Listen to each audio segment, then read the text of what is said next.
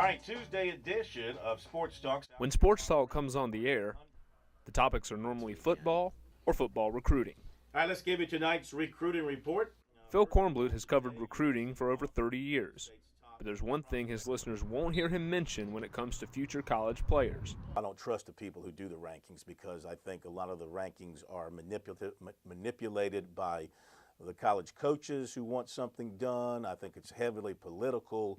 KORNBLUT believes the system of ranking high school players is unnecessary and inaccurate. I think there's more stories of players who carry 2- and 3-star rankings who went on to college to become great players and onto the NFL than the other way around. The Gamecocks have had 2 5-star prospects drafted since 2006. In that same time period, 6 2-stars have gone from Williams-Brice Stadium to the NFL draft. Some might say this is proof that the ranking system doesn't work. But one recruiting analyst says it's more complicated than that. South Carolina has signed, more 2- and 3-star guys. There's not as big of a sample size, obviously. One of those 2-stars is quarterback THOMPSON, who says his ranking on one website dropped after a bad performance in an all-star game. In the Shrine Bowl, we had to use a Reebok football, so we did that, and everybody struggled.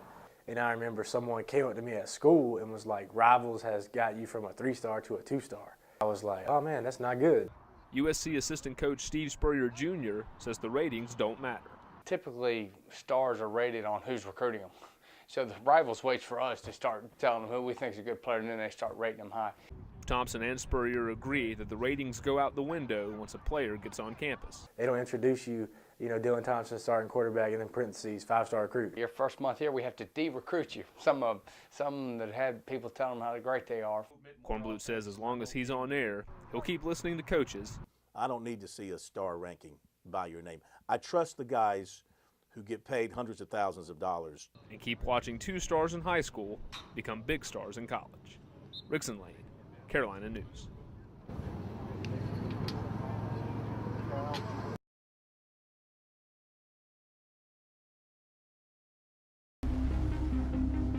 The faces at South Carolina's Pro Day were familiar.